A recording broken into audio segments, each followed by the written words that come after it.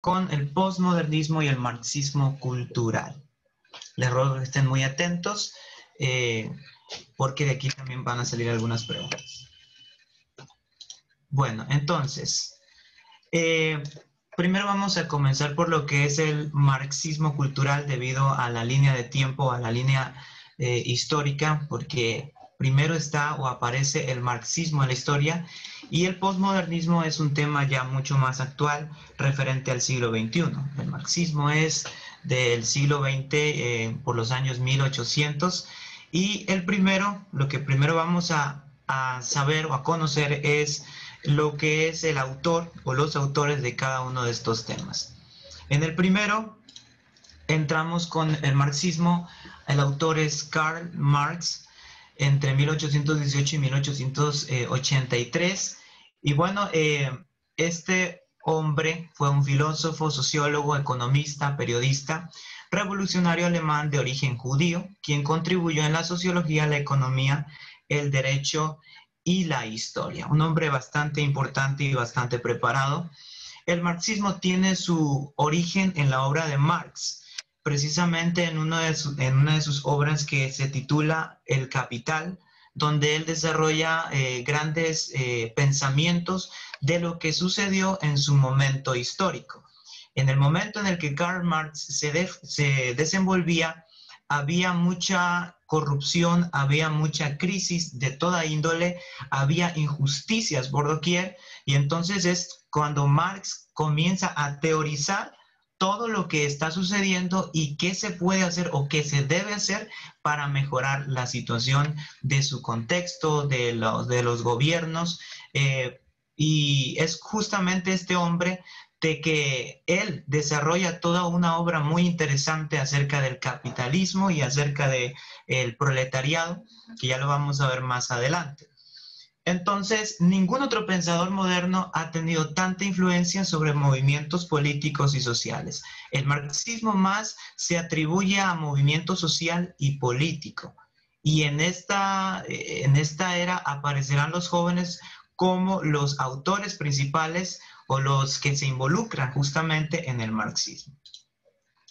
El marxismo se da en forma de manifestación de dominación de los propietarios de los medios de producción sobre los desposeídos.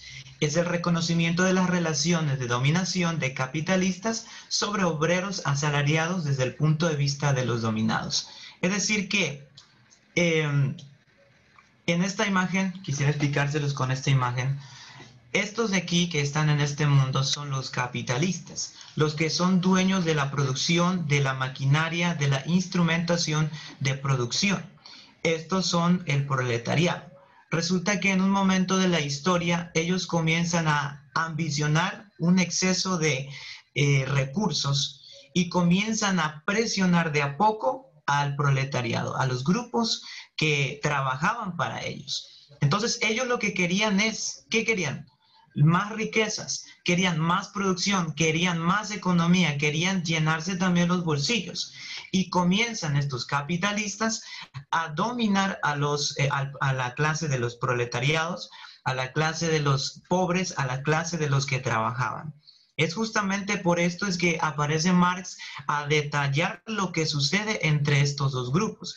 Y bueno, el marxismo propiamente se basa en que yo, poniendo un ejemplo, soy de parte del proletariado, de parte de los que somos dominados, y estoy en desacuerdo con lo que hacen los capitalistas conmigo, así que yo me voy a levantar en una revolución o en una marcha violenta contra los capitalistas para que haya justicia. Es desde el punto de vista de los dominados que sale el marxismo. Para entenderlo un poco mejor, aquí les traigo esta parte. Ser marxista es reconocerse como dominado de una estructura social dada. En un momento histórico, resulta que viene un gobierno y comienza a plantear unas leyes extrañas y muy injustas, entonces yo como dominado me levantaré en protestas juntamente con todos los afectados y comenzaré a protestar lo que está sucediendo. Es la ciencia de la lucha de la clase proletaria o proletariado contra la explotación capitalista ya sea en su forma económica, política, teórica o ideológica.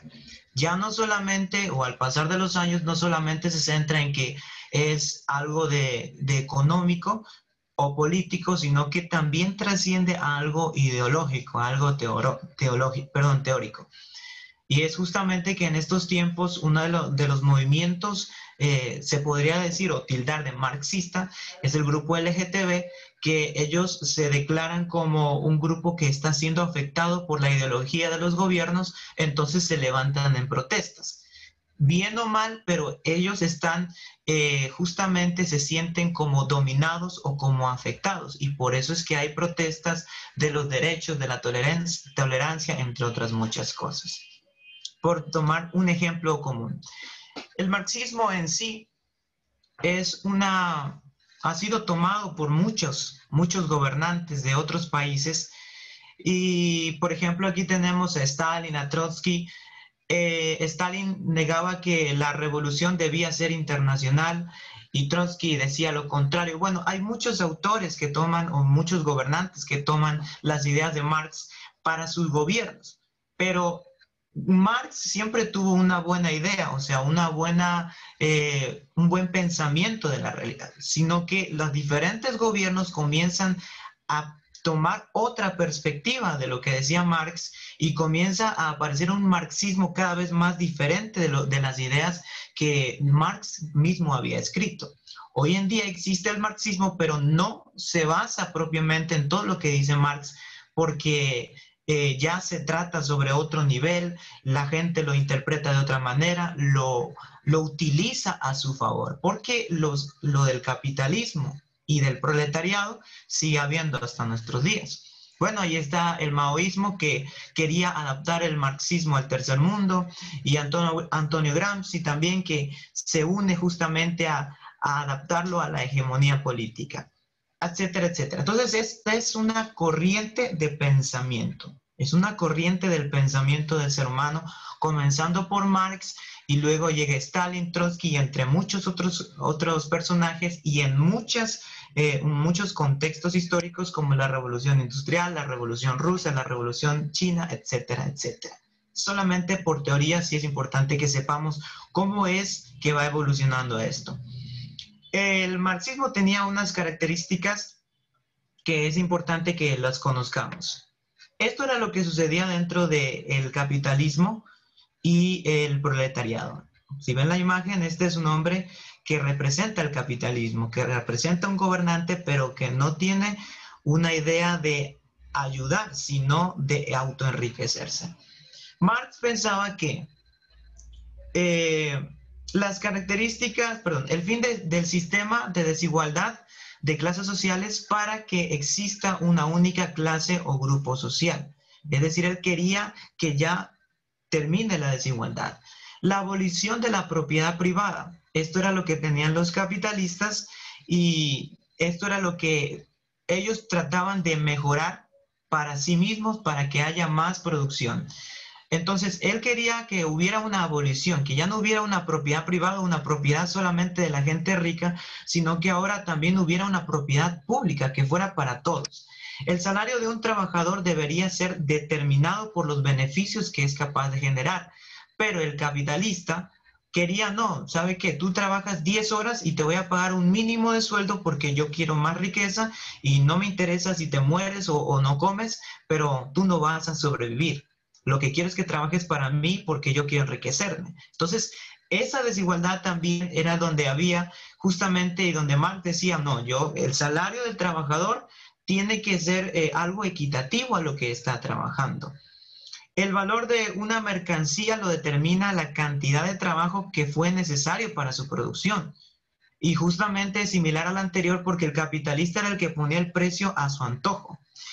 La creación de una única clase social administradora capaz de satisfacer las necesidades del pueblo. No había satisfacción, y por eso es que se habían levantado grupos de protestantes, un número de protestantes bastante grande, porque solamente había la corrupción. Había la corrupción del capitalismo, y por eso es que había esa desigualdad. la centralización de la economía y de los medios de producción para lograr una estandarización de los precios desde el Estado, es decir, equilibrar los precios que hubieran tanto de la producción como de los trabajadores. El impuesto también sobre la renta debe ser pronunciado, pero graduado a la vez. Pero ustedes saben, como el caso de saqueo, siempre había un saqueo que quería enriquecerse y cobrar impuestos más de lo normal. Entonces, Marx decía, no, tiene que ser pronunciado, pero también graduado, nivelado, no puede ser ni para allá más ni para acá menos. Y el sistema de comunicación, de transporte y educación deben ser públicos. Estas son las características propiamente del pensamiento del marxismo. Ahora, Marx también se va en contra del capitalismo. Y a este sí le entrega unas cuantas críticas. Marx dice que el trabajo moderno es alienador, es decir, que produce que la persona se desconecte de todo lo que tiene y simplemente viva para trabajar. Entonces, él quería que hubiera una regularización, que no podía entregársele al trabajador tantas horas de trabajo porque eso terminarían acabándolo o matándolo o incluso haciéndole perder el juicio, y eso sucedía. El trabajo moderno también es inseguro. Para Marx, el capitalismo consideraba al ser humano como algo totalmente prescindible. Es decir, ¿sabes qué? No te lo voy a decir, pero si tú no me trabajas, yo te voy a matar. Así era el capitalismo. Porque totalmente igual puedo cambiarte a ti por otra persona que trabaje y que siga trabajando para mí. Ese pensamiento era algo bastante radical y por eso Marx es que se levanta contra esto. Y una vez que él se levanta contra esto es que se comienza a ver el pensamiento humano, pero basado en los capitalistas. Ustedes pueden ver en la imagen que este hombre está trabajando y recogiendo el pescado, pero el capitalista que está vestido de negro es el que se levanta y tira la red y se coge todos los pescados del hombre. Es justamente la representación. Las personas trabajaban, pero el capitalista se llevaba todo. Entonces, como dice ahí el siguiente punto, los capitalistas se enriquecen mientras los trabajadores cobran poco. Los capitalistas eran los que reducían los salarios de los trabajadores tanto como fuera posible. Incluso llegaban a lo que era la explotación laboral, con el único fin de obtener el mayor margen de ganancia o el término más importante, plusvalía. Así que más y más entraba al capitalismo. El capitalismo es muy inestable realmente. Es algo que sucede como una crisis. Los mismos capitalistas decían que era algo anormal, pero ellos lo aprobaban igual.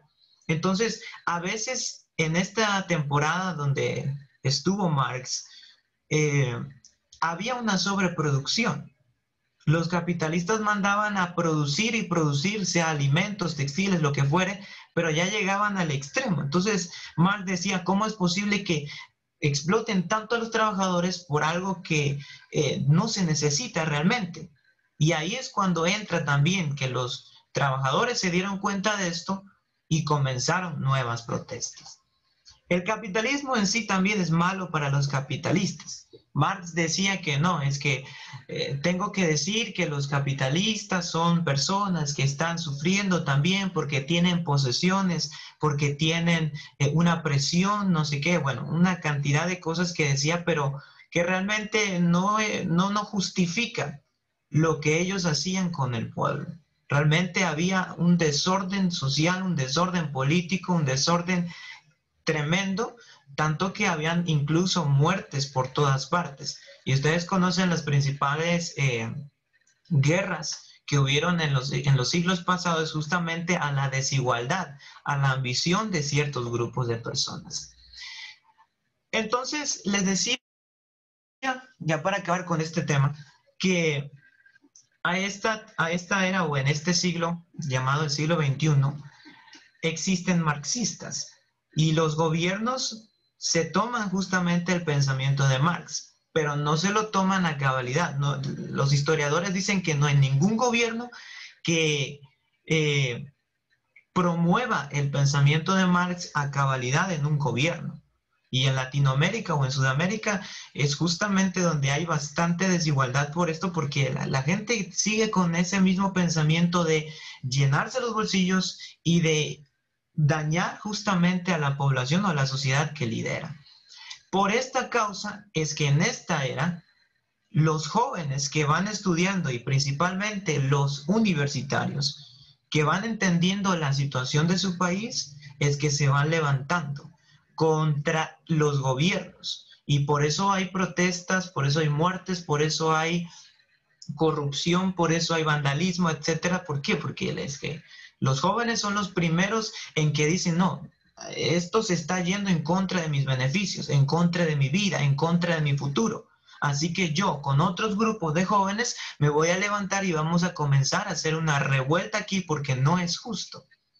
Y como les decía al principio, no solamente se basa en lo económico, sino también en lo ideológico.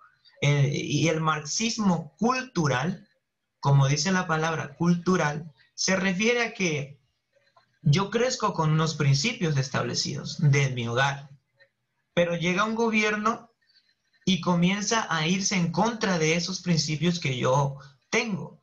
Entonces, como decía al principio, yo con otros amigos me voy a levantar porque eso que dice el gobierno no está acorde a mis principios, así que comienza justamente la revuelta.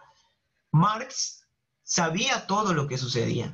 Él detalló todo lo que había en estas guerras, pero también él nunca evadió este punto de que iba a haber violencia, iba a haber muertes, iba a haber fallecimientos, etcétera, etcétera, iba a haber un desorden porque él es la única manera en que la sociedad tiene para defender sus derechos, para defender la igualdad, para defender la libertad. No tiene otro método. Y por eso es que sucede esto del marxismo. Y los jóvenes, como decía, son los primeros en levantarse. Y bueno, aquí vemos en la imagen un grupo de personas de toda índole y de toda creencia y de todas las formas que existen de pensamiento incluso, que se van levantando en contra de la desigualdad, en contra de la intolerancia. Por eso es que los marxistas hoy en día son más que todos los jóvenes. Aunque nació en su principio desde el punto de vista político, hoy trasciende hacia muchos otros sectores sociales. Bueno, la Biblia y el marxismo. ¿Qué nos dice la Biblia acerca del marxismo? ¿Será que yo puedo ser marxista? Bueno, yo quiero decirles en principio que nosotros no somos ni marxistas, ni socialistas, ni comunistas, ni nada de eso. Nosotros somos cristianos. Y así como en la sociedad hay formas de pensamiento, nosotros también tenemos una forma de pensar. Y esa forma de pensar trasciende no de las personas comunes, sino del Señor Jesús. Todo lo que dice la palabra de Dios para nosotros y que lo vamos adaptando a nuestra vida es la forma en la que nosotros vamos creciendo. Cristianismo y marxismo no concuerdan, porque el marxismo dice que tiene que haber una lucha física, continua, violenta, para que se pueda llegar a la libertad o a la igualdad de derechos. Y saben muy bien que nosotros no hemos sido llamados a guerra, sino que el Señor Jesús mismo dijo que a paz éramos llamados. Seguir la paz con todos, dice el Señor. Y el Señor mismo en sus primeros años de ministerio le explicaba muy bien cómo eran las naciones y cómo eran los gobiernos, pero que nosotros tendríamos que marcar una diferencia. Y la pregunta del joven es, ¿y quién va a luchar por mis derechos? Quiero decirle que el Señor se encarga de sus hijos. Esto es importante saberlo. El Señor es el que se encarga de cuidarnos a nosotros. Si el mundo está en crisis, puede que nosotros también nos estemos dentro de ese país, pero al fin y al cabo nosotros ya tenemos es un protector que nos cuide, un Dios que nos provee. Si el país estuviera en crisis, Dios mismo sería el encargado de cuidar a sus hijos con lo que necesiten para subsistir.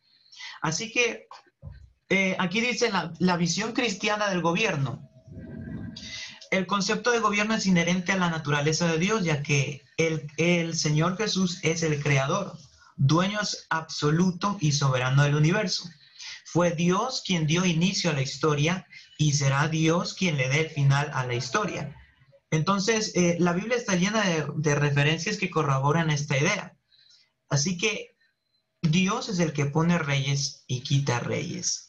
Y tiene que ser, nuestros gobernantes tienen que ser personas que conozcan de Dios, y por eso es que la Biblia nos manda a orar por ellos para que tengamos libertad, para que tengamos oportunidad de servir a Dios. Pero si llega un gobierno corrupto y saca alguna ley o manda alguna ley y nos afecta a nosotros, entonces ahí estamos nosotros preocupados. Pero es importante hacer lo que dice la palabra de Dios, que estemos en oración por los que están en los gobiernos, por los que están en todos aquellos mandatos, en todas aquellas leyes que organizan. El derecho a la vida, no matarás, justamente es este también. Entre las revueltas que se hacen en la sociedad, ustedes saben que hay muchas muertes, hay mucho agravio físico, y esto no nos manda el Señor. Son mandamientos de la palabra de Dios. Como les decía, a paz nos mandó el Señor. Mantener la justicia, la ley y el orden también se hacen muy importantes.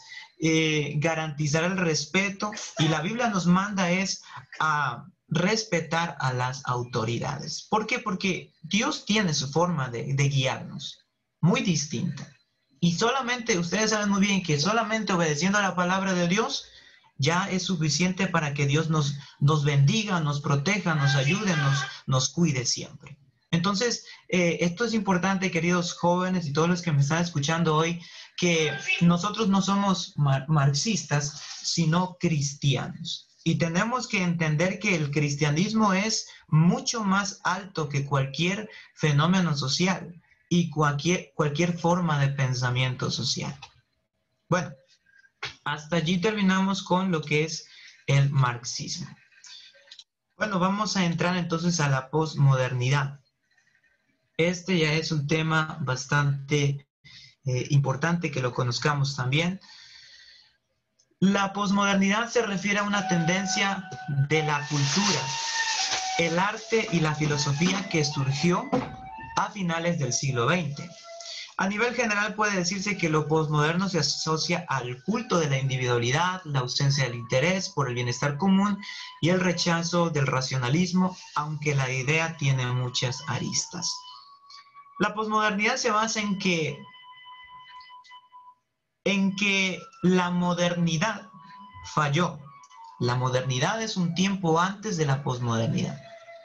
La modernidad trataba de progresar, trataba de mejorar, pero como la modernidad falló, entonces la gente comienza a pensar, no, ya no voy a creer todo lo que dice el mundo de que va a haber un buen futuro, etcétera. Eso es mentira. Mejor me lo voy a crear yo, porque hasta esperar a los que quieren crear ese mejor futuro, me muero de viejo y no tengo ahorita nada, ni siquiera voy a terminar sin casa, sin lugar, sin en dónde vivir. Entonces aparece la posmodernidad. Y dentro de la posmodernidad aparece el individualismo, la tolerancia, aparecen diferentes formas de razonamiento que son muy extrañas, muy extrañas. Y vamos a comenzar mirando a los autores, como les decía al principio. El autor del que más se basa el posmodernismo es Nietzsche. Este hombre, bueno, para los que no conocen, este es un hombre, se dice que es un hombre antifilósofo, porque él quería crear su propia forma de pensamiento y lo logró. Era un hombre enfermo que tenía ideales en contra de lo común, en contra de la religión que dominaba el mundo en donde él vivía, y él comienza a hablar sobre ciertas cosas muy radicales para su tiempo, un pensamiento muy revolucionario. Y este hombre realmente es uno de los que más llama la atención por su forma de pensamiento tan directa, tan individualista, tan fría.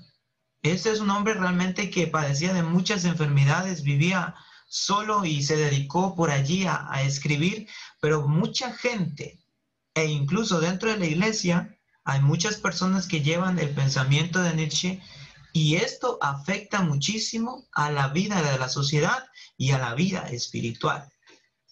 Entonces, Nietzsche es el que comienza a hablar sobre el individualismo, sobre que Dios está muerto y no sirve creer en Dios, sobre que el hombre tiene que salir por su propia cuenta, que Dios está muerto, pero que el hombre ahora es el que domina el mundo. Dejemos la idea de Dios a un lado porque eso no nos sirve. Mejor sirve lo que yo soy, lo que yo creo, lo que yo quiero hacer, y eso es todo lo que importa y no hay nadie que me cambie eso.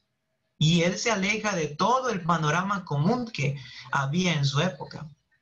De pronto, al pasar de los tiempos, llega este autor de aquí, Lyotard, Jean-François Lyotard, y este es el que comienza a detallar y explicar lo que dice Nietzsche en el pensamiento postmodernista. Él propiamente lo que hace es explicar en detalle lo que vamos a ver a continuación. Y comienza dentro del pensamiento postmodernista a haber diferentes cambios. Y hay una destotalización del mundo. Hay unos cambios, por ejemplo, ya les voy aquí a mostrar. Las petites histoires. Déjenme les veo, ya. En el mundo había grandes creencias hasta ciertos años pasados.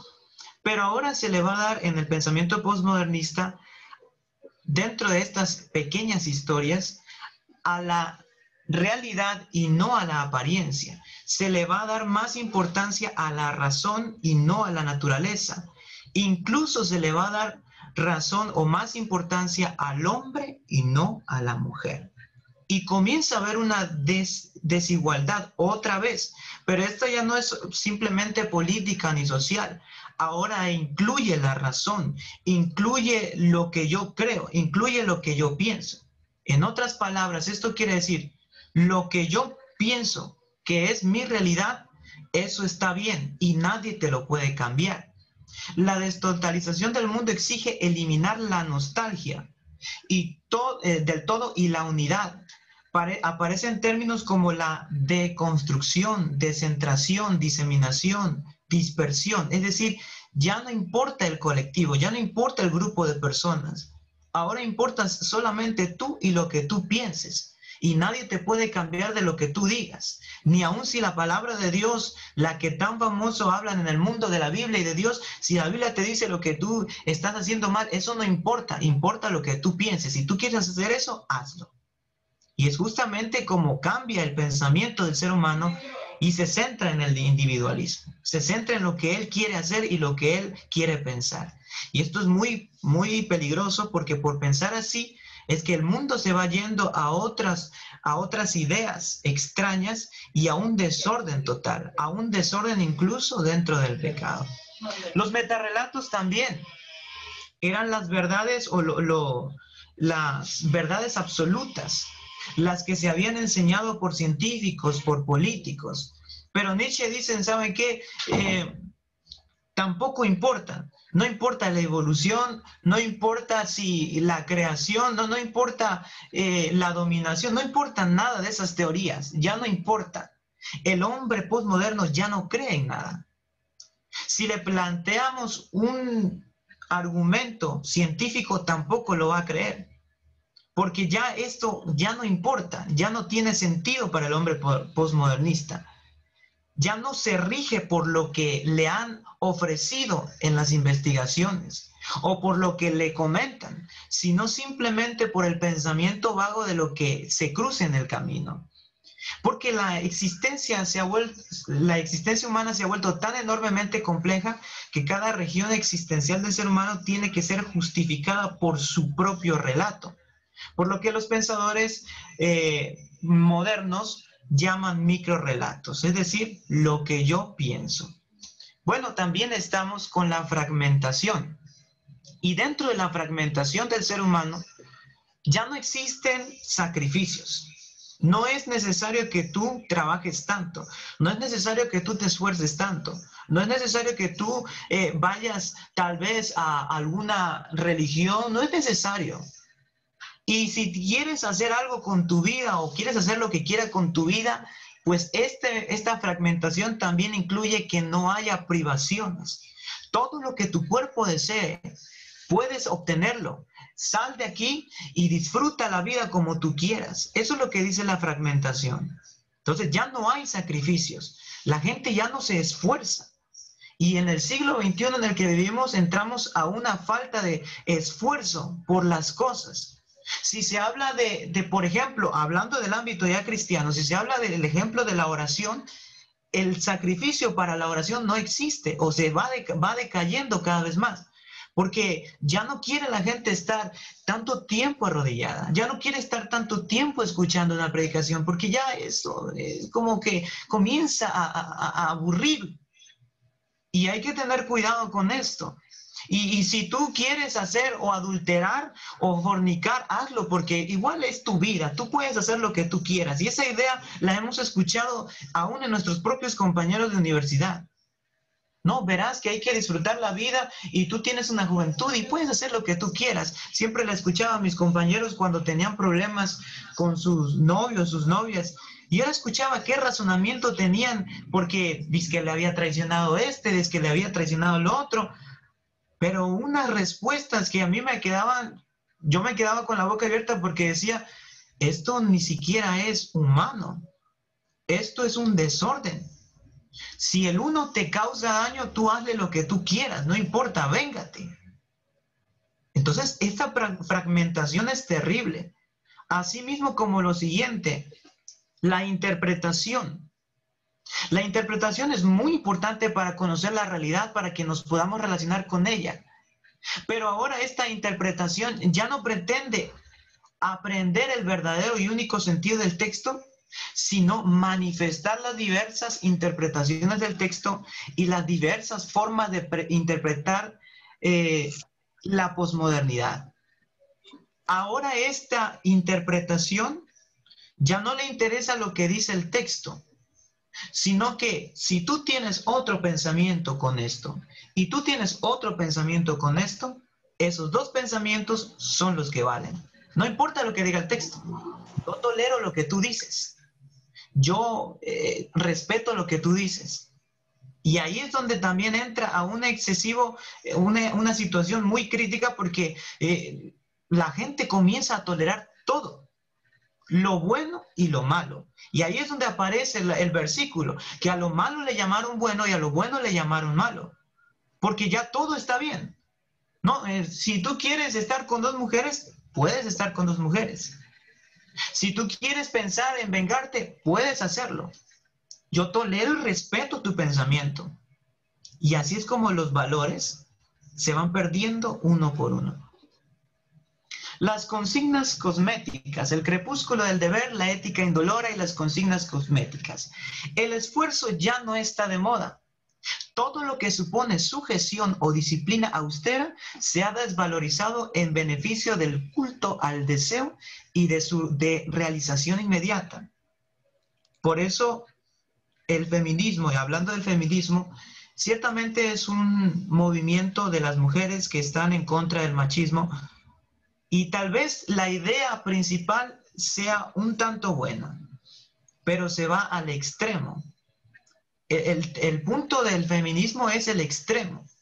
Es verdad que el hombre no debería ser machista, es verdad que el hombre no debería violentar a su mujer, pero por causa de que existe el machismo es que aparece el feminismo. Sin embargo, las mujeres ahora ya no quieren sujetarse, ya no quieren tener sujeción porque están convencidas de que el hombre es tan malo y tan desconfiable que yo no puedo confiar en un hombre que puede tal vez traicionarme con otra.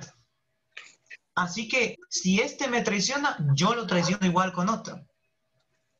Y esas justamente son las consignas del nuevo tiempo, de la nueva era, que ya no hay sujeción, no solamente en la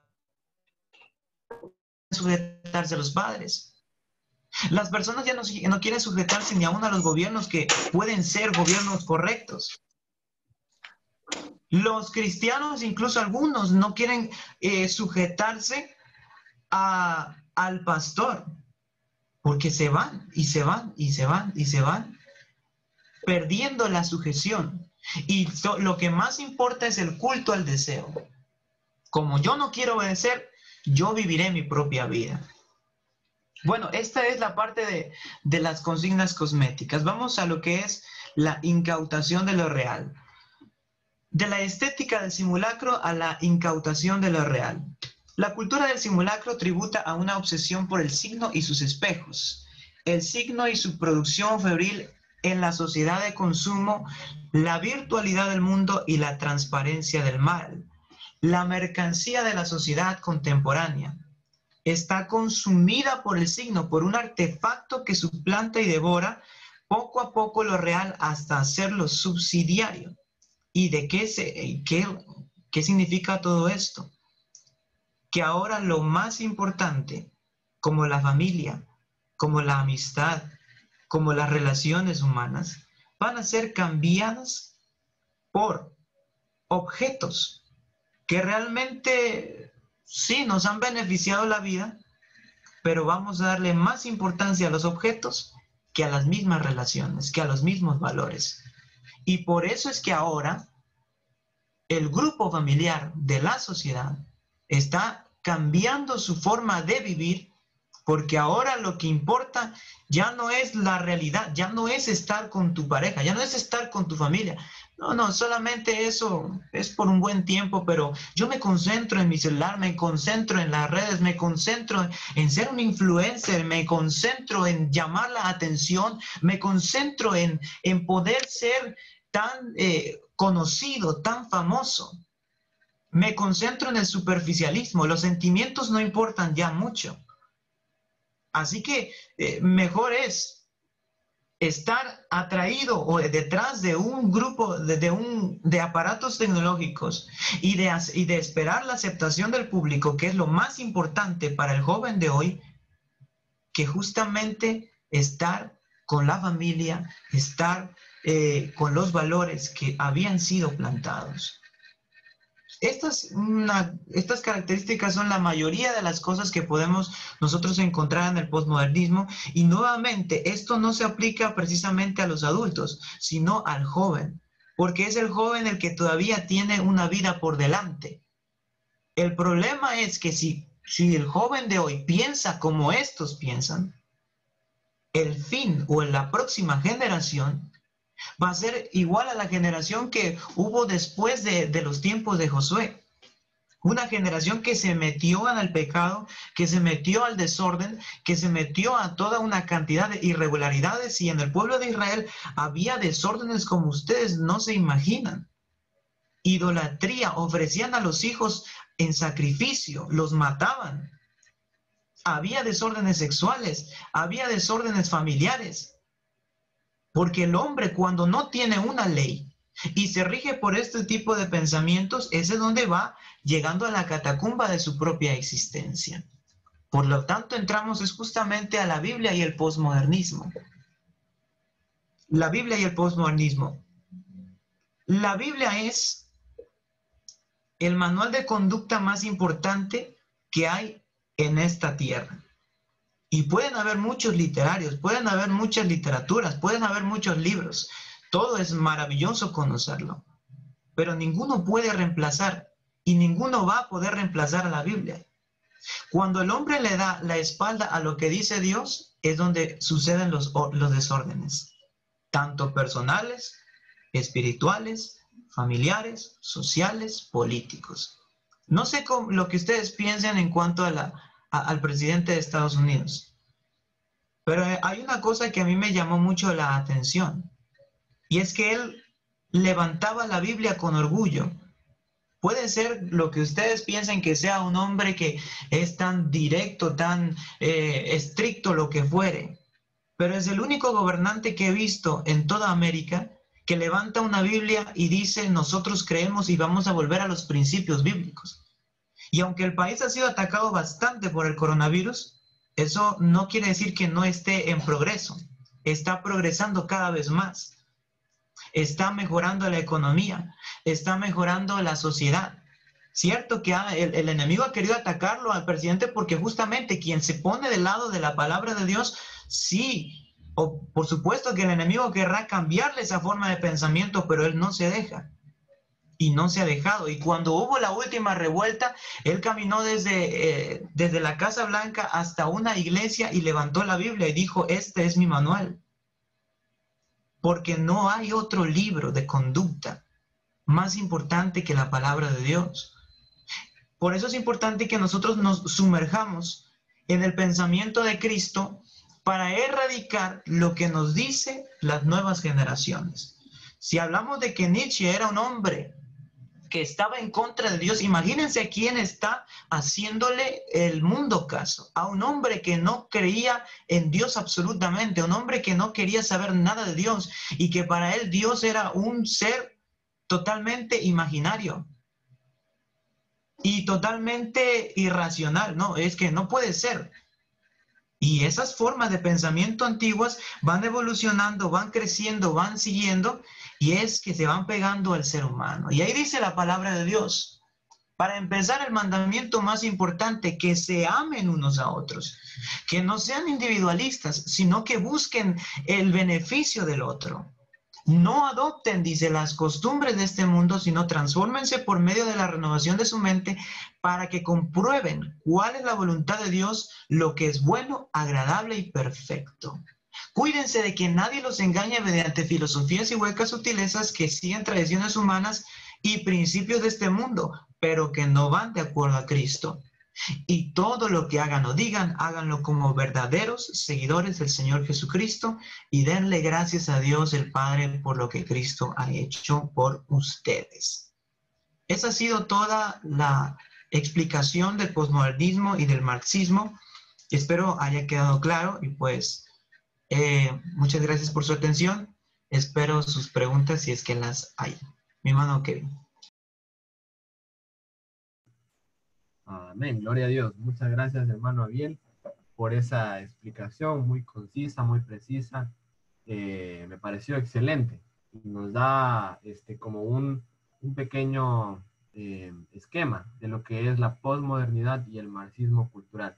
De pronto, muchos jóvenes no han escuchado de estos términos, ¿verdad? O sea, por lo menos aquí en el Ecuador, son relativamente nuevos a nivel académico, ¿no? O a nivel de los medios. Pero esto es algo que está tomando mucha fuerza en otros países y es algo que está coartando la libertad religiosa de muchas personas, incluidos cristianos. Y esto está pasando también en Estados Unidos. Entonces nosotros estamos aprendiendo de esto porque queremos anticiparnos un poco a que ustedes conozcan de esto, lo investiguen, puedan leer sobre esto y podamos estar preparados para defendernos si es que viene un ataque ideológico de estos a nuestras vidas, ¿verdad? En este momento vamos a pasar a las preguntas. Quisiera saber si es que alguien entre los estudiantes tiene alguna pregunta. No les vamos a obligar a preguntar, pero si tienen alguna duda al respecto de todo lo que habló el hermano Abiel, este es el momento. Pueden levantar su mano en los participantes o pueden escribir la pregunta a través del chat.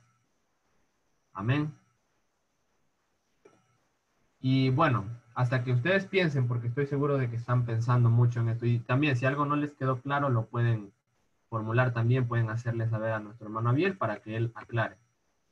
Podríamos, para darles tiempos a los jóvenes, Abiel, podríamos empezar con una pregunta amplia.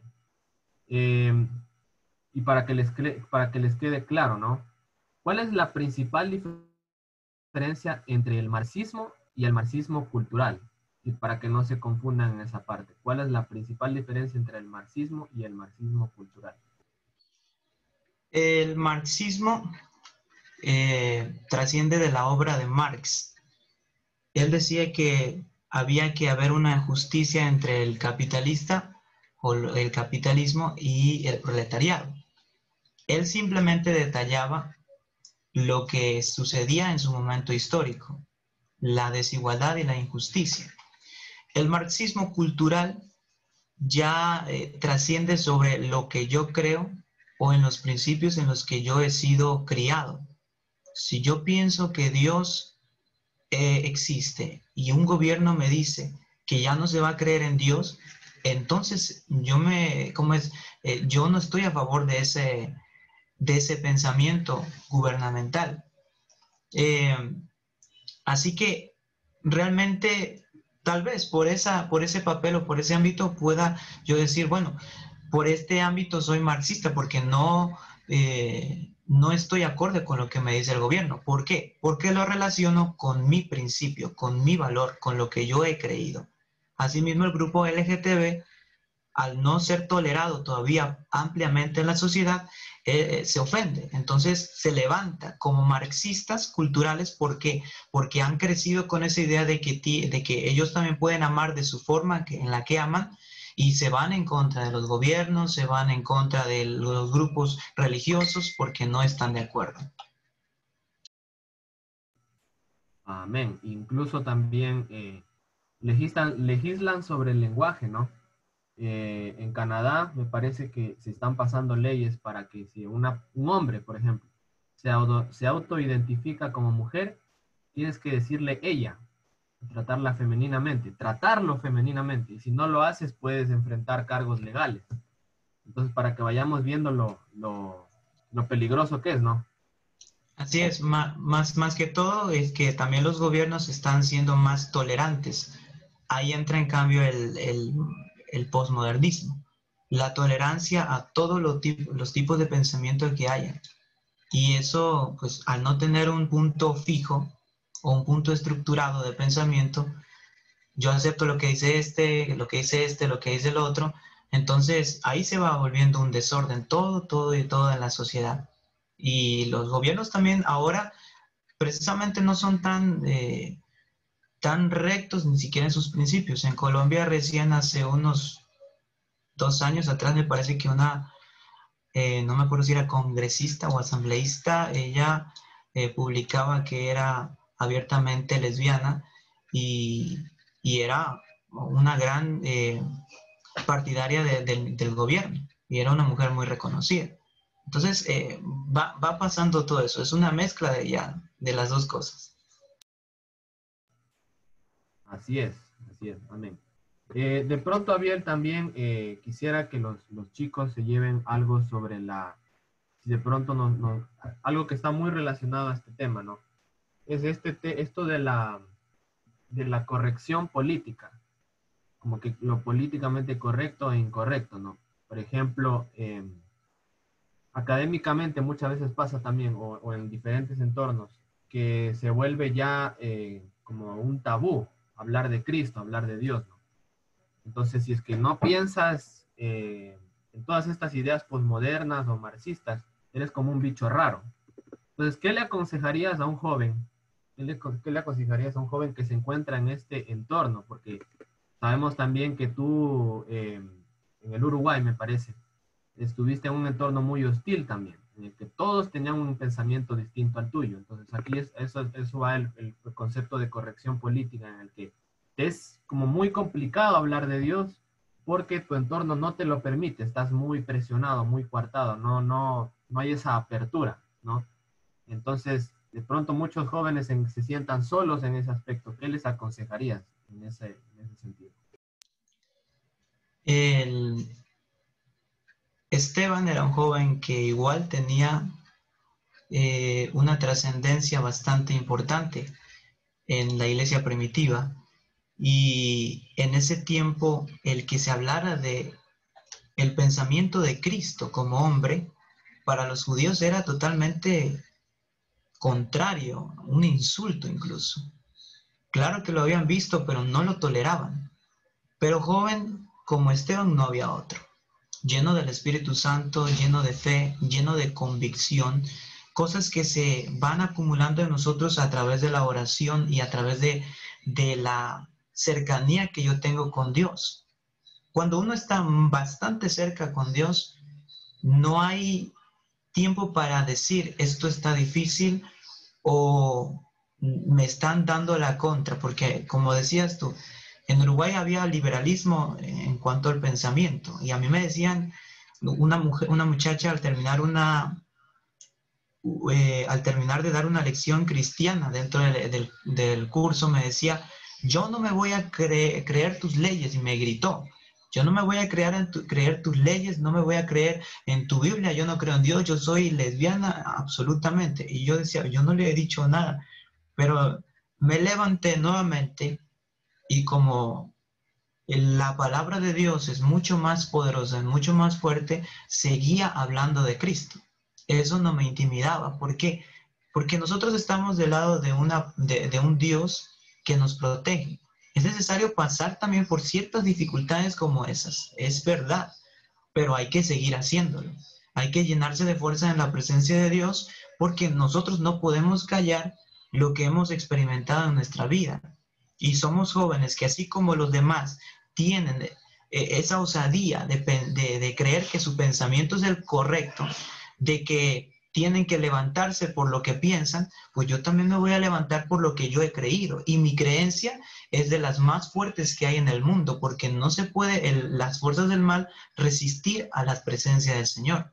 Así que no temas es ser diferente, simplemente uh, pon tu seguridad en Dios de que lo que tú crees es muy fuerte, muy importante, y de que nosotros tenemos una palabra muy segura, y la gente no la puede resistir. Simplemente les invito a leer la historia de Esteban y cómo él hablaba lleno del Espíritu Santo, y dice que los mismos ancianos de Israel no podían resistir a la sabiduría con la que él hablaba. ¿Qué es esto que hay detrás de lo que dice Esteban? Es algo que a mí me está chocando, que me está llegando, que yo no sé qué decir porque lo que él dice es verdad. La palabra de Dios es poder. Nosotros nos llenamos de poder a través de la presencia de Dios, y hay que seguir haciendo este trabajo porque es un mandato, una orden del Señor, y más importa lo que dice el Señor y la opinión del Señor que lo que me dice el mundo.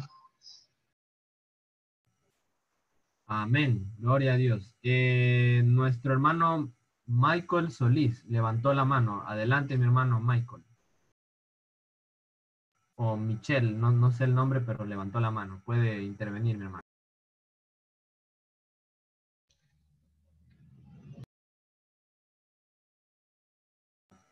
Sí, Michelle Solís. Michelle Solís.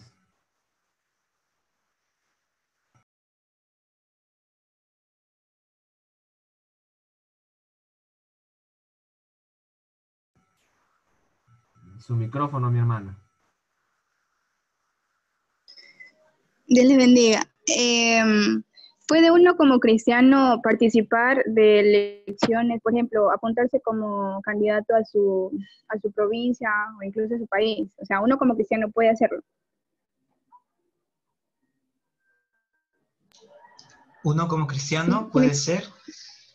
O apuntarse, o sea, como para candidato a su parroquia o provincia, o incluso presidente de la República.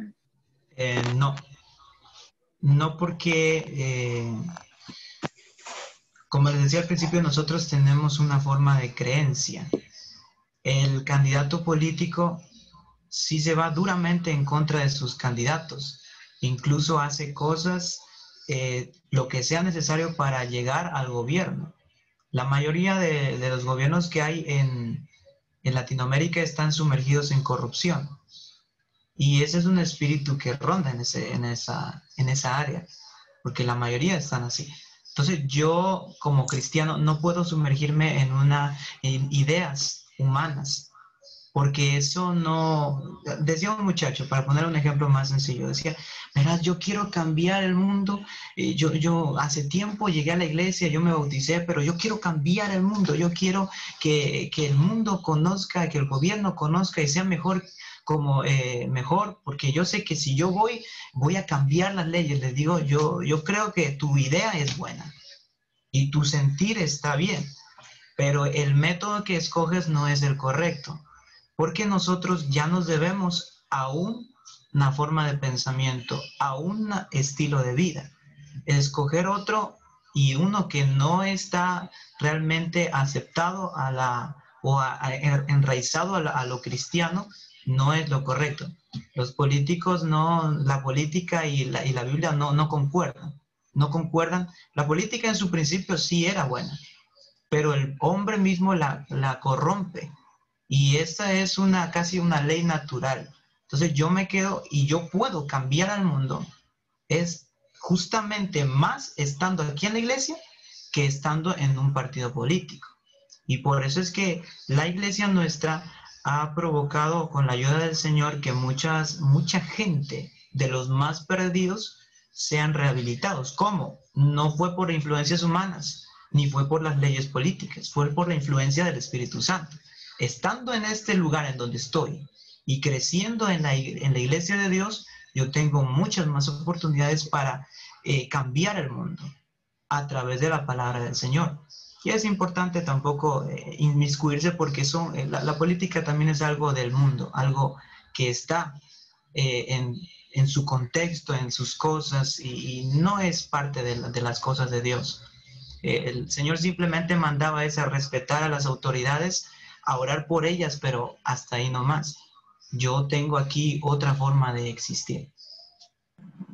Entonces, cuando uno ora por un político o por el presidente, por ejemplo, yo solía orar por mi presidente de que sí, o sea, que Dios tuviera misericordia de él y que también pudiera convertirse como nosotros, los cristianos. Entonces, uno ya no debería hablar así, solo que tenga, o sea, Dios le dé sabiduría para guiar a su pueblo, pero no para que se convierta.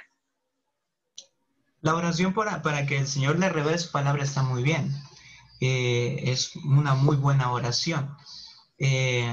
No, más bien dicho, síguela haciendo.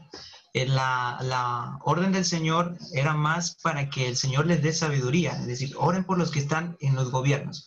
¿Para qué? Para que tengan sabiduría, la sabiduría de Dios, puedan liderar al pueblo y ustedes, como hijos de Dios, puedan tener la oportunidad de servir al Señor con libertad. Pero por una ley del gobierno, nosotros podemos ser coartados de esa libertad. Entonces, es importante que, ¿para qué? Para que el Espíritu de Dios influya sobre aquellas personas que están dominadas por el enemigo. No para que el enemigo vaya a provocar cosas en el gobierno y que nos afecte a nosotros, porque de cualquier forma nosotros sí estamos regidos a una autoridad, no solamente al pastor, sino también al gobierno, a un presidente, al policía, y tenemos que respetar esa autoridad hasta el punto en el que yo pueda beneficiar o se pueda beneficiar mi estilo de vida, que es el cristianismo. Pero si ya me están vulnerando y ya no me están dejando, entonces yo ahí tengo todo el derecho de levantarme y decir, no, yo tengo una creencia, tengo una forma de pensar bíblica y esto es mucho más. Entonces hay que orar por todos, por los gobernantes, por supuesto, para que Dios les dé conocimiento de su palabra, para que les dé sabiduría, para que se acerquen al Señor, porque son almas. Y Dios no quiere la muerte del pecador. Entonces hay que seguir orando por ellos. Perdón, y en este caso, por ejemplo, un policía o un militar o un comandante, por ejemplo, ellos creo que también tienen que ver con la política. Entonces hay algunos, o sea, yo he visto mucho, incluso aquí en Colombia, que hay muchos de ellos que se han convertido a nosotros, pero siguen ejerciendo su profesión. Entonces, ¿qué con ellos? Ellos tienen que orar mucho al Señor y más que todo, mira, la esencia del Señor entra en la persona que se ha entregado a Cristo. La gente automáticamente mira en la persona que se ha entregado al Señor como alguien distinto, alguien que ya no participa de lo mismo y o sea, solamente a simple vista. Eso es algo sobrenatural que hace el Señor en la vida del que se entrega. Entonces, tanto la persona cristiana que es policía, si ve que su área está metida con lo que es la violencia o las armas, él tendrá que retirarse. Pero si no, en tal caso el Señor mismo le ayudará a seguir trabajando, pero de otra forma, porque no solamente esa área se puede trabajar, hay muchas subáreas dentro de la policía, dentro del gobierno en las que sí se puede trabajar o un cristiano puede trabajar. No todo tampoco es súper difícil o es todo pecaminoso, no. Simplemente hay que saber ser estratega y pedir la ayuda del Señor. El misionero Billy Drost, él decidió entrar a la milicia. Y cuando entró a la milicia, sabía que le tocaba utilizar un rifle, pero él no podía por ningún concepto matar. Entonces le oró al Señor fervientemente: Señor, tú sabes que yo nunca he matado a alguien y no quiero hacerlo nunca. Así que líbrame de esta. Justo cuando a él le dan un rifle en mitad de la guerra para comenzar la guerra, enseguida llegó uno de los altos mandos de él y le dijo: usted deje ese rifle y ayúdame porque usted va a ser el paramédico. Es decir, le cambió la dirección y dejó el rifle, y ahora ya no era el que iba a disparar, sino ahora el que cuidaba o sanaba a sus compañeros. Entonces, con Dios hay otras formas y Dios nos puede ayudar en esas formas. Yo sé que un cristiano entenderá muy bien esto, porque ya Dios mismo le hace entender que ya no debe estar ahí, y que igual los compañeros entenderán que es el cambio de Jesucristo en su vida, y verán: no, este ya no es así. Y se ponen. Las personas inconversas a veces o muchas veces defienden a nosotros los cristianos porque Dios está en nosotros. Hermano Kevin, yo quiero acotar algo con respecto al tema que están tratando en este momento. Bien, bienvenida, hermana Elita, Dios le bendiga. Y el Señor les bendiga, queridos chicos. Estoy escuchando el programa y felicitándoles tanto a los directores como a los participantes. Bueno, yo quiero acotar con respecto a la pregunta de lo que decía la hermana colombiana, que ella ora por el presidente. Y está muy bien, porque uno de los propósitos de Dios, aparte de lo que hay que llevar la palabra, Dios si quiere, dice que Él no quiere que nadie se pierda, sino que todos procedan al arrepentimiento. Entonces la oración no está mal en cómo la está haciendo, porque nosotros también estamos ubicándolo a nuestro gobierno, y ojalá, qué bueno sería que nuestro gobierno en un futuro, y no solo él, sino muchísimos de las áreas altas políticas pudieran llegar a la iglesia. Y en cuanto a los hermanos, que realmente nosotros sí tenemos una referencia en cuanto a ustedes allá en Colombia, pues por algo es la madre nuestra en lo espiritual. Tiene 80 años que ya ha cumplido en el Evangelio, y Dios les ha permitido a ustedes tener unas experiencias que quizá el Ecuador todavía no pasa. Con todo lo que voy a decir, no es que me vaya en contra de mi hijo que está allí, ¿no? Sino referente a lo que dice la palabra. En Corintios dice que, por ejemplo, si gracias a Dios, qué bonito verlos a los profesionales en todas las áreas llegando al Señor. Yo me quedé muy asombrada y muy contenta de ver a los militares. Y también en Colombia también he visto que hay senadores cristianos, ¿no? Entonces, ellos, dice la palabra, que el que llegó al Señor se quede donde el Señor lo ha llamado. Eso dice Corintios. Gracias a Dios que en esos ámbitos han podido alcanzar la misericordia de Dios. Entonces, Dios tiene que llegar a todas las áreas, porque Dios tiene parte de su pueblo en todas esas áreas políticas y todo, ¿no? Entonces, lo bonito es que esos profesionales en sus diferentes profesiones van llegando al camino del Señor. Entonces, ahí es lo más fácil, es fácil para ellos poder llevar la palabra, pero esto ya es dependiendo de Dios, que está tomando esas vidas. Entonces ellos ya no pueden volver a buscar otro trabajo, porque gracias a Dios les llegó el Evangelio estando en ese estatus de trabajo. Lo que sí, como nosotros en lo individual, realmente que no podemos, como decir, anhelar llegar a ser políticos o un presidente de la República. Eso sí no, pero en cuanto al trabajo de lo que ya están, eso sí digo, Dios seguirá llamando en las diferentes profesiones, aún en los marinos. Nosotros acá ya tenemos unos marinos también que le servían al Señor. Está uno de los hermanos en el pastorado, y cuando Dios les llama en el estado donde están, se convierten en una bendición, porque a cada uno nos da las estrategias debidas para cuidarnos, para guardarnos, y porque ya el momento en que la persona, sea cualquier estatus en el que se encuentre, recibe a Jesucristo, de hecho, se vuelve un Pablo, como el apóstol Pablo. Él era muy importante, pero él no se dejó apabullar de nadie.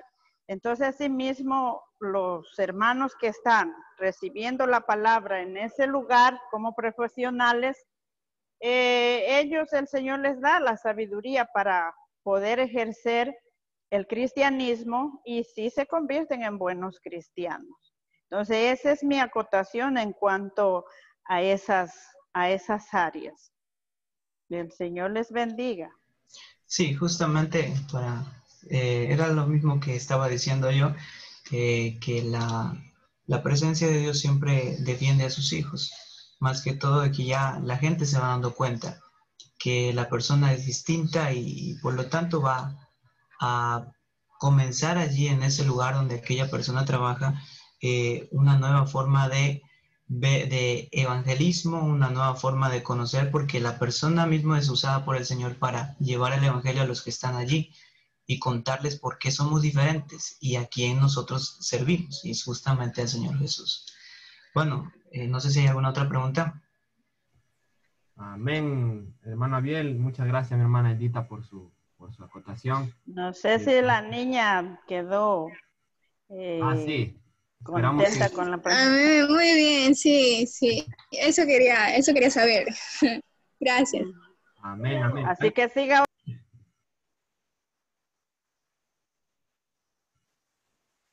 Amén. Amén, mi hermana Edita. Muchas gracias por la acotación. Hay una pregunta del hermano Henry Naranjo. Dice, el marxismo cultural ha degradado a millones de personas y ha detenido el desarrollo intelectual, ¿verdadero o falso? Pregunta nuestro hermano Henry Naranjo. Bueno, esa pregunta ha degradado a millones de personas y ha detenido el desarrollo intelectual. Es falso. Para empezar, el marxismo cultural no es que degrada, simplemente es la lucha por la igualdad o por la libertad o por la defensa de los principios en los que yo he sido enseñado, ¿no? Si los principios que le han enseñado a ese grupo de jóvenes, en este caso, no son los correctos, pues entonces la lucha será por las causas incorrectas. Pero no es que ha degradado, simplemente que Marx quiso detallar la lucha que había entre los que eran explotados contra los que tenían, los explotadores en este caso. Y el desarrollo intelectual no es que se ha detenido, más bien el conocimiento sí ha avanzado en los últimos años mucho más que antes, y eso es incluso hasta bíblico porque la Biblia dice que la ciencia aumentará. Entonces, el conocimiento sí ha seguido aumentando. Es cierto que en algunos países todavía está detenido ese desarrollo, pero no quiere decir que en todo el mundo, sino que hay países primermundistas donde hay bastante conocimiento y sigue aumentando y sigue aumentando. La ciencia sigue aumentando, las teorías siguen aumentando, las investigaciones siguen aumentando, todo lo que tiene que ver con el desarrollo intelectual. Entonces, el movimiento marxismo cultural solamente es eso, una lucha por la igualdad, por defender lo que yo creo, por defender lo que yo he aprendido. Amén. De pronto ahorita veo que la hermana Evelyn prendió la cámara. Tal vez, hermana Evelyn, eso sea señal de que quiere intervenir, tal vez. Amén, amén.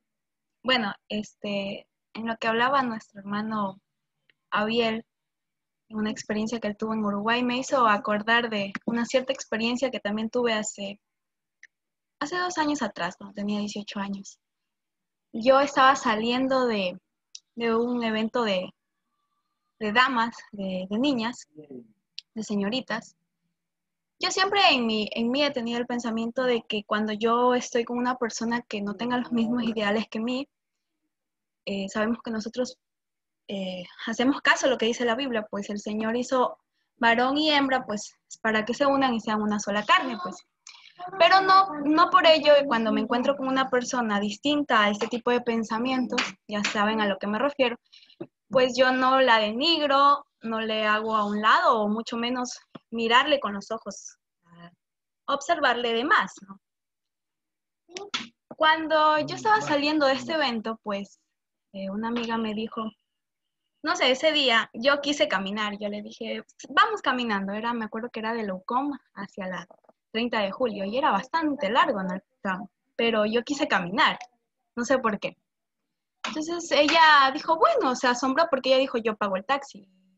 De alguna manera yo salí tan contenta de ese evento. Cuando ya estaba llegando por el registro civil, me encuentro con una persona flaca, delgada, alta. Tenía una peluca color fucsia, se me acuerdo lo que era. Y tal vez la ropa estaba como deteriorada, sucia, como que se había dormido en un puente, debajo de un puente, no sé. Y yo la regreso a mirar porque se apega justo al frente mío y me dice, no te asustes, no te voy a robar. Y yo estaba así como que no entendía, digo, no, esto no es un robo, creo, no puede ser un robo, no. No me está diciendo, dame tu celular o nada. Entonces yo le miro así y no me asusté, solamente lo quedé mirando y me dice, solo necesito que me ayudes, me dijo así. Le miré a los ojos y vi mucha necesidad en esa persona, demasiada necesidad, que me entró un amor por decirle muchas cosas de la Biblia, ¿no? Y cuando él me dice, solo necesito que me ayudes con dinero, quiero más que sea 10 centavos, algo para comprarme un pan porque muero de hambre. Entonces yo dije, bueno, está bien, te voy a dar, si tuviese comida te diera la comida, porque no me gusta dar dinero así por así, pero le digo, está bien, toma. Entonces él me dijo, bueno, en ese momento le di el dinero, entonces seguimos, di un paso, me acuerdo, y de repente yo me doy la media vuelta y le digo, Cristo te ama, le dije, Cristo te ama, busca de él. No sé cómo se me fue, solamente sentí que mis labios se abrieron de alguna u otra manera y él me quedó mirando y me dijo así, se regresó porque él ya estaba dando pasos y se regresó y me dice, espérate, me dice así, ¿qué es lo que me acabas de decir? Entonces cuando yo le miro y le digo, sí, te dije una verdad, le digo, Cristo te ama. Entonces esa persona me mira y me dice, pero veo que tú eres evangélica, eres cristiana, ¿por qué me dices eso a mí? Yo sé que Dios no me quiere en el estado que estoy. Entonces cuando yo dije, esta es la oportunidad de hablar con una persona que tal vez no tenga los mismos ideales que yo, no tenga el mismo pensamiento que el Señor ha puesto en mí, pues en todos nosotros. Entonces yo dije, esta es la oportunidad de hablar con esta persona. Le digo, sí, Cristo te ama y Él nos dio salvación y vida eterna a aquellos que le recibimos, porque Él dio su vida por nosotros. Y empecé a hablar con él más y más a fondo y este joven empezó a llorar. Yo me sorprendí porque realmente nunca me había pasado esta experiencia y era en la calle. Y las personas caminaban alrededor mío y me miraban que yo estaba hablando con esa persona. Y en ese momento también estaba con la chica que les había comentado. Y ella se da cuenta de cómo este chico pues estaba llorando. Y en ese momento yo le tomo de la mano y le digo, vamos a orar por ti. ¿Tú quieres? Vamos a orar por ti para que Dios sea ayudándote. Pues me contó que le habían botado de su casa. Y pues empezamos a orar, ese chico se quebrantó. Y en ese momento yo aprendí, el Señor me enseñó que a pesar del tipo de persona que nos encontremos en la calle, esas personas necesitan de Dios, sea en la situación en la que se encuentren. Al tomar su mano, yo sentí que el Señor respaldó las palabras que yo hablaba a esa persona. Y yo le dije, busca de Dios, que Cristo te ama, y espero en algún momento poder encontrarte en una iglesia. Le di la dirección de una iglesia y realmente no sé, no lo he vuelto a ver, pero espero en donde quiera que se encuentre, pues que haya llegado a la verdad, se haya quitado esos lazos pues del enemigo y vea lo que en realidad, lo que es Dios, esta hermosa vida que el Señor nos ha dado, esta salvación incalculable. Eso era, chicos.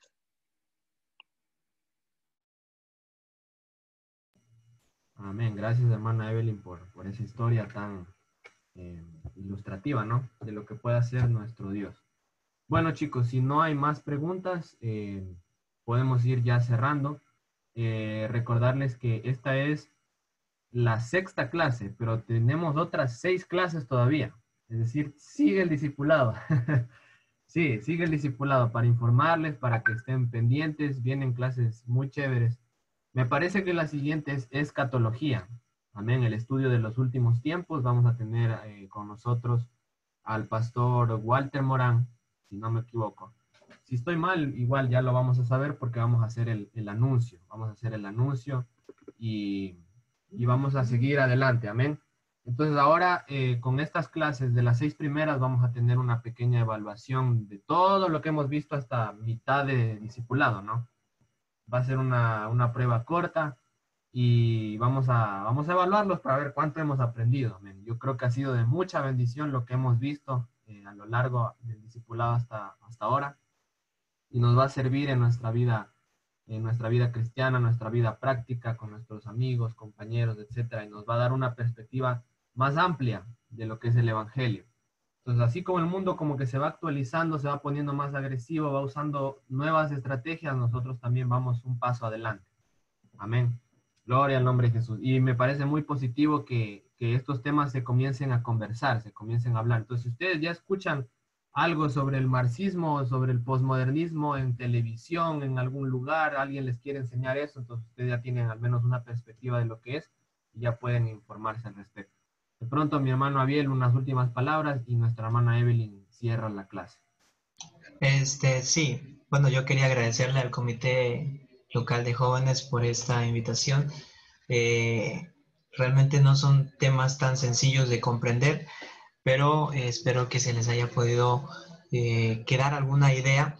Y lo que siempre recomiendo a todos es que aprendan a ser también autodidactas, que sean investigadores, que no se queden solamente con lo que se enseña, porque hay mucho más detrás, hay mucho más que leer, mucho más que entender y llegarán otras preguntas mucho más relacionadas con otras áreas. Entonces, pues, aprendan, fórmense, porque es muy importante el conocimiento en ustedes. Ustedes son los que defienden a la iglesia, a la que han crecido en las diferentes áreas, ya sea en la universidad, en el trabajo, y pues, como dice la Biblia, siempre estén listos para presentar defensa del que demande razón de la fe que es en Jesucristo. Así que pues ha sido un gusto para mí estar con ustedes y sigan adelante, que es bonito conocer de todo esto y es el mundo en el que vivimos, es el mundo en el que vivimos y es la realidad que tenemos que conocer. Que Dios les bendiga a todos. Amén. Es verdad, es muy importante saber, no quedarnos simplemente con lo que vemos, pues es importante indagar, buscar más allá. Bueno, con todos los hermanos, muchas gracias por la atención. También a la hermana Hilda de Chango, pues muchas gracias por la intervención de ella, se le agradece, parte del comité de jóvenes y de todos los alumnos del discipulado. Bueno, sin más, vamos a despedirnos. Que el Señor Jesús les bendiga enormemente, llenas de bendiciones todas sus semanas. Vamos a orar para despedirnos. Amén. Señor Jesucristo, Padre Celestial, te agradecemos por esta hermosa enseñanza que tú nos has dado esta tarde, Señor, por el conocimiento que han impartido al hermano Abiel, todos aquellos que han preguntado, pues Señor, que todo esto sea de grande bendición, que haya aclarado cualquier duda, Señor, aprender más de tu palabra, saber cómo defendernos, Padre Celestial. Bendice a cada hermano, a cada familia, a los hermanos que están aquí, a los alumnos del discipulado. Señor Jesús, te lo pedimos en tu nombre santo. Amén. Gloria a Dios. Bueno, que el Señor Jesús les bendiga a todos. Bendiciones. Amén. Dios les bendiga, queridos jóvenes.